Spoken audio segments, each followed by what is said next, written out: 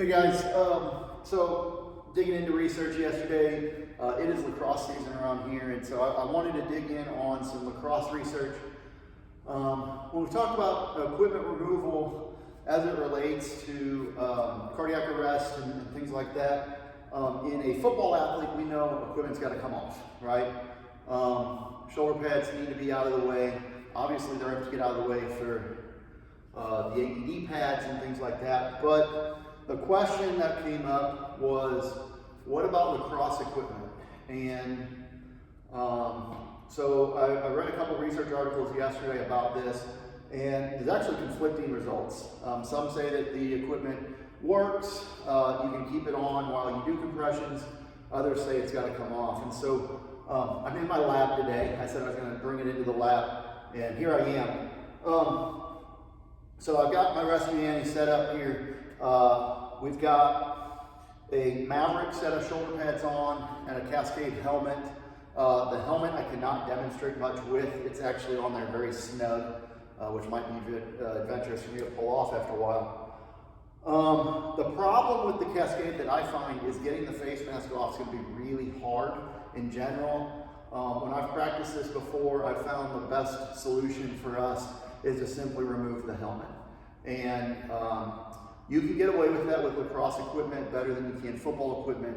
Again, for a long time, we talked about football helmet and shoulder pads being one unit, right? You take one off, you take it all off. Lacrosse, you don't necessarily have to do that. You can get away with taking the helmet off, and it does not create the same cervical extension that you see with a football helmet coming off with leaving shoulder pads on.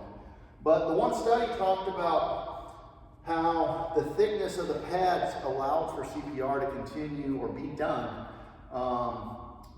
with shoulder pads in place. And we're going to test that theory today, but I realized as I pulled this out that those studies were done in 2018, and since then, NOCSA has actually come out and said that you have to have this hard plastic. And the research, when it was done in 2018, did not have that hard plastic piece on there. So the question becomes, can we do compressions through the shoulder pads? And so that's what I'm about to test. I'm going to do 1 minute of compressions only with the shoulder pads in place.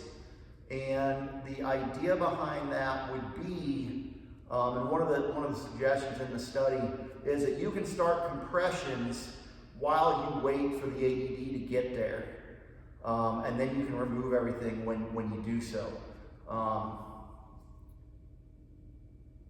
I'm not convinced that's the best answer, but we're going to start 1 minute of compressions. So I've got my QCPR set up here. This is the same type of setup as what this research was done in. But I'm just going to do compressions only. I'm not going to do breathing at this point. So let me set this up here. We're going to do 1 minute of compressions. I'm going to do it right over this plastic piece. All right. So here we go. You can see it on the board.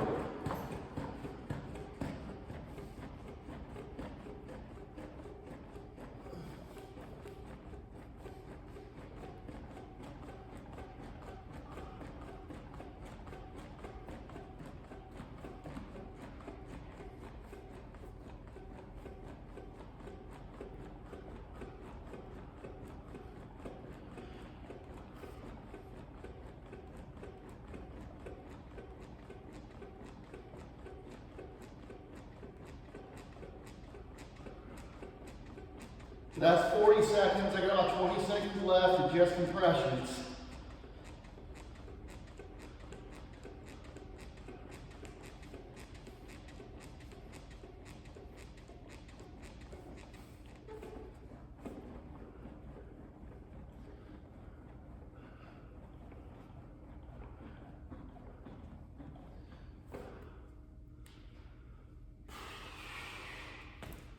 Okay.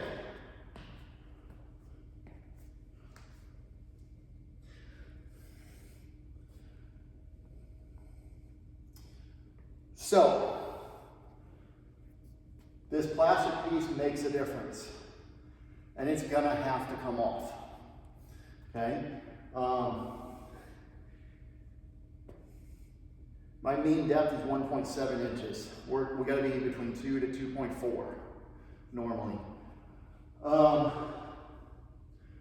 It said I got good depth 14% of the time. I can do better CPR than that, I promise. Okay. So that's not good, and that's not going to work. All right. So what we can do here, all right, and really, you know, I don't have a jersey on here, but how hard is it to take shoulder pads off? Well, if I grab the Velcro here, okay, I can at least lift that out of the way, okay? But if I need to, and this is about knowing your equipment, okay? Get back underneath here, and I can cut these off right here at the shoulder very quickly. Okay, so either I cut or I just simply remove here.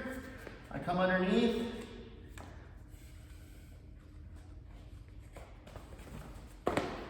And it's gone. Okay, so like I said, studies were done in 2018. One said that you could do it. One said that you shouldn't do it. I'm going to say in 2026, you shouldn't do it. Okay, because this hard plastic piece is in the way. All right, but you also just saw how quickly I was able to cut that off and do that. So to me, just cut the equipment off. All right.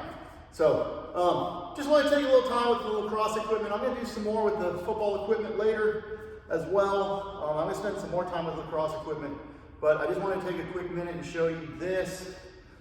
Quick several minutes. Compressions do not work with this piece, this plastic piece. This is now a mandated plastic piece. All lacrosse equipment must have this on it.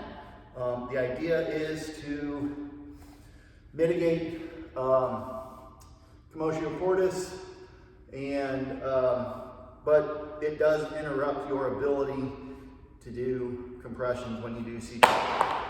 So that's this in a nutshell with lacrosse equipment. We're going to talk more about this, but I just wanted to be able to put out this quick video. To me, cut off the equipment, get the helmet off, start CPR.